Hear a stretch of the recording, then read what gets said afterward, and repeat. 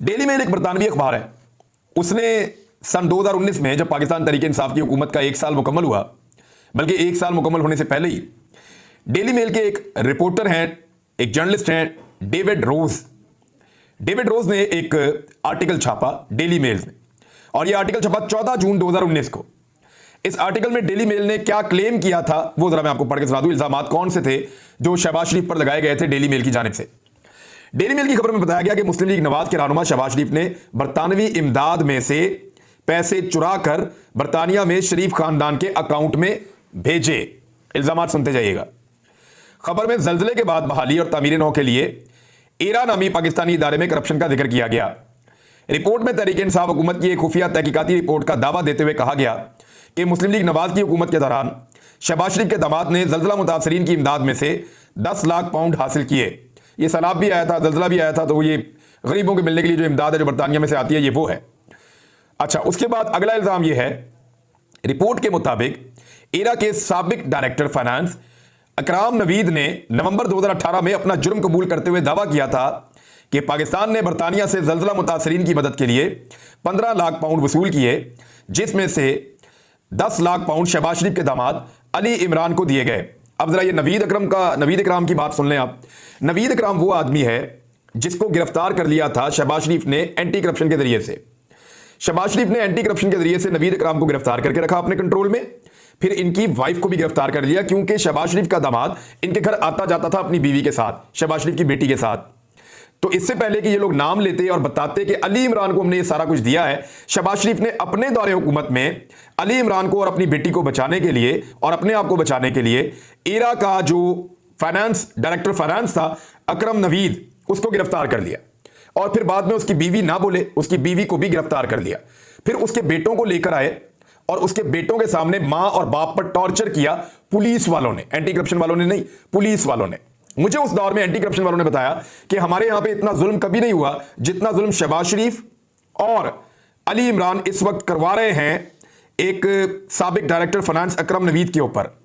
इकराम नवीद के ऊपर लगातार टॉर्चर हो रहा था और उसके बच्चों के सामने उसको तोड़ा जा रहा था ताकि वो अली इमरान का नाम ना ले।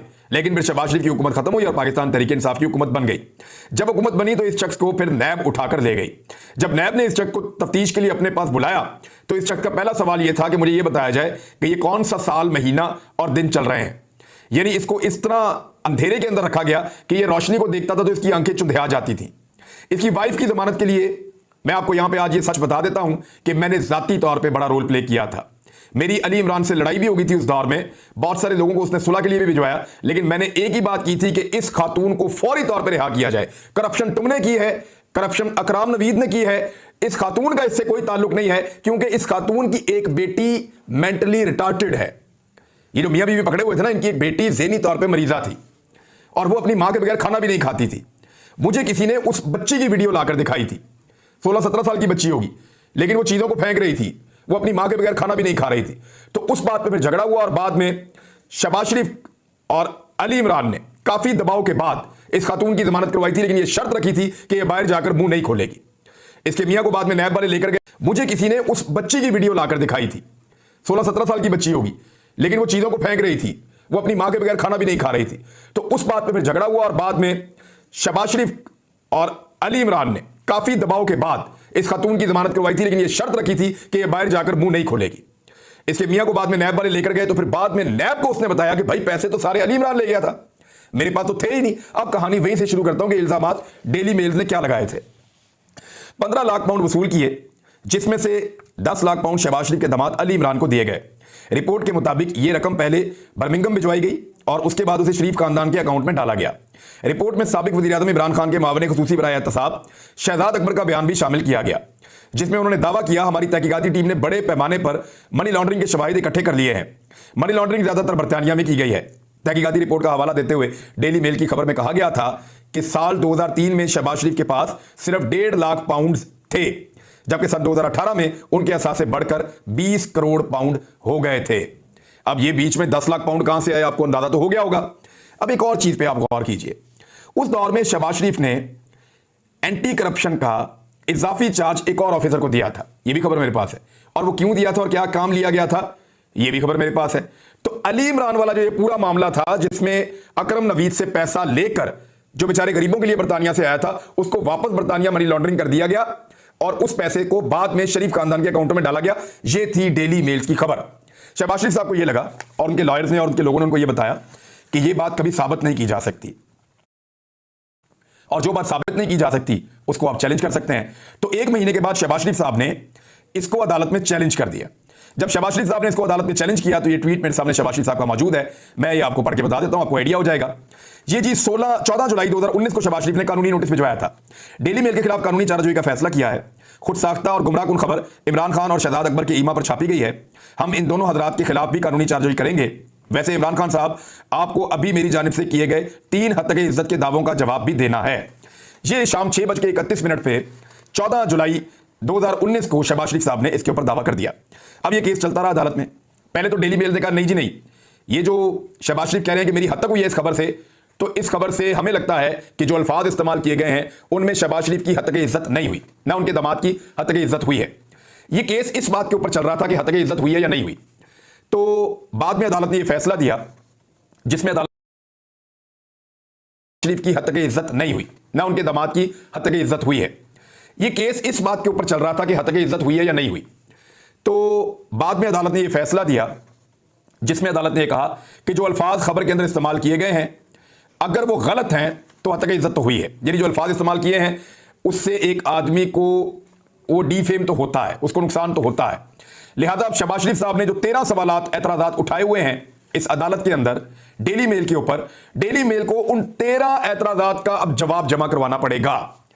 तो शहबाज शरीफ साहब ने, मरियम नवाज ने, सब ने, उनके मीडिया ने पहला राउंड जीत लिया, हम कामयाब हो गए, शहबाज शरीफ इंटरनेशनल सादिक और अमीन डिक्लेयर हो, ये सारी चीजें की। डेली मेल ने बाद में कहा जी हम जवाब जमा करवाएंगे, क्योंकि डिफेंस डेली मेल को करना था। उन्होंने कहा हम जवाब जमा करवाएंगे, तमाम शवाहिद आपको देंगे। दिसंबर का टाइम हुआ, दिसंबर 2021 का। तो डेली मेल ने मजीद 1 महीने का टाइम मांगा और उन्होंने कहा जी कि पाकिस्तान से सबूत लाने में हमें थोड़ी दिक्कत हो रही है, हमें 1 महीना और दीजिए, हम आपको सबूत देते हैं। फिर जनवरी 2022 में, इसी साल जनवरी में डेली मेल ने एक जवाब जमा कराया 50 सफ़ों पर, जिसमें सफ़ा नंबर 7, 8, 9 ऐसे वो सफ़े हैं जिनमें बाकायदा ट्रांजैक्शंस का रिकॉर्ड उन्होंने बताया कि किस अकाउंट में कैसे पैसे गए, वहां से किस अकाउंट में गए, वहां से किस अकाउंट में गए, और फिर वो पैसे बरतानिया कैसे आए, बर्मिंघम में कैसे पहुंचाए गए, और फिर शरीफ खानदान के अकाउंटों में कैसे आ गए। डेली मेल ने वो सारा कुछ मुहैया कर दिया और वो सारी चीजें दे दी जो शहबाज शरीफ साहब ने 13 एतराजात किए थे। जब वो सारी चीजें आ गई और लॉयर्स ने देख ली और शहबाज शरीफ साहब को पता चला कि उनकी चोरी पकड़ी गई है, तो साथ ही शहबाज शरीफ साहब ने डिलेइंग टैक्टिक्स शुरू कर दिए और अदालत में स्टे के लिए दरखास्त डाल दी कि जनाब ये अदालत इस केस का फैसला ना दे। पहले जाकर खुद केस किया, पहले जवाब मांगा, जब जवाब आ गया तो बजाय उसके ऊपर अपने केस को स्टैंड करने के शहबाज शरीफ साहब दौड़ गए। उन्होंने कहा ये अदालत इस केस का फैसला ना दे, और उसके लिए ये पुलिस इस्तेमाल की कि अगर इस अदालत ने इस केस का फैसला दिया तो शहबाज शरीफ साहब के पाकिस्तान में केसेस चल रहे हैं, ये फैसला उन केसेस के ऊपर असरअंदाज हो जाएगा। यानी इंसाफ भी कभी असरअंदाज होता है। अगर बरतानिया की अदालत में इंसाफ हो जाता है तो पाकिस्तानी अदालत के ऊपर इंसाफ कैसे असरअंदाज हो जाएगा। तो ये इस किस्म के बहुत सारे बहाने किए गए, डिलेइंग टैक्टिसेस अपनाए गए, जिसको ताखीरी हरबे हम कहते हैं। पहले शहबाज शरीफ साहब के वकला कह रहे थे कि डेली मेल के वकला जो है वो ताखीरी हरबे इस्तेमाल कर रहे हैं, लेकिन उन्होंने लाकर एक तफसीली जवाब, जो 13 एतराजात थे उनका जवाब देते हुए 50 सफ़ों का जमा करवा दिया और सारा रिकॉर्ड ही दे दिया। एक एक चीज उन्होंने बता दी जो खबर में छपी हुई थी। उन्होंने कहा ये सारे सबूत पढ़ दो इनको और अब आ जाए शहबाज शरीफ साहब मैदान में। तो उस दिन से अब तक शहबाज शरीफ साहब केस नहीं चलने दे रहे थे अदालत के अंदर। कभी एक बहाना, कभी दूसरा बहाना, कभी तीसरा बहाना, और खास बहाना यह था कि यहां पे अगर फैसला आ गया तो पाकिस्तान में नुकसान हो जाएगा, वहां पे भी केसेस चल रहे हैं। बाद में यह बताया गया कि वो वज़ीर-ए-आज़म है पाकिस्तान के और वो बहुत मसरूफ इंसान है। ये सिर्फ पाकिस्तानी अदालतों में नहीं कहते मियां साहब, वैसे पाकिस्तानी अदालतों में तो अगर ये पेश हो जाए तो जजेस जो है वो हमारे सदके वारी जा रहे होते हैं कि इतना बड़ा बंदा चल के मेरी अदालत में आ गया है। लेकिन वहां पे अदालत के अंदर उन्होंने ये मौके उठाया कि वज़ीर-ए-आज़म है, बहुत ज्यादा मसरूफ है तो अब आ नहीं सकते वो। तो इस पे जो अदालत के वहां पे जज साहब हैं, जस्टिस सर मैथ्यू नेकलिन, उन्होंने ये फरमाया कि जनाब नहीं, ये अदालत कोई वज़ीर-ए-आज़म हो या कोई आम आदमी हो उसके लिए एक ही है, इधर आकर जवाब देना पड़ेगा। और अब ये केस आगे बढ़ेगा। स्टे देने से उस अदालत ने इनकार कर दिया है, तो शहबाज शरीफ साहब अपना ये स्टे वाला मुकदमा हार गए हैं। शहबाज शरीफ को वहां की अदालत ने साफ जवाब दे दिया है। शहबाज शरीफ के भागने के दरवाजे बंद हो गए हैं और अब शहबाज शरीफ साहब को वहां पर जवाब देना पड़ेगा, कटहरे में खड़ा होना पड़ेगा। डेली मेल्स का जो वकील है वो शहबाज शरीफ साहब के सामने ये अकाउंट्स की तफसीलात रखेगा और सवाल पूछेगा कि जनाब ये बरतानिया से पैसे वहां गए एरा में, फिर ये अकरम नवीद है, फिर इसके अकाउंट से पैसे, एरा के अकाउंट से पैसे कहां पे गए पता करवाएं, फिर वो अकाउंट से पैसे कहां पे गए, ये अकाउंट को आप जानते हैं, फिर ये पैसे बर्मिंघम में गए, फिर ये अकाउंट आप जानते हैं, फिर यहां से ये पैसे आपके खानदान के अकाउंट में आए। तो ये कैसे आए जनाब? और आपके पैसे जो हैं वो थोड़े पैसों से इतने ज्यादा पैसे एकदम कैसे हो गए बर्तानिया के अंदर आपके पाउंड्स? तो शहबाज शरीफ साहब को इन सारी चीजों का अब अदालत में जवाब देना पड़ेगा। बहुत बुरी तरह फंस गए हैं और हार गए हैं ये केस भी।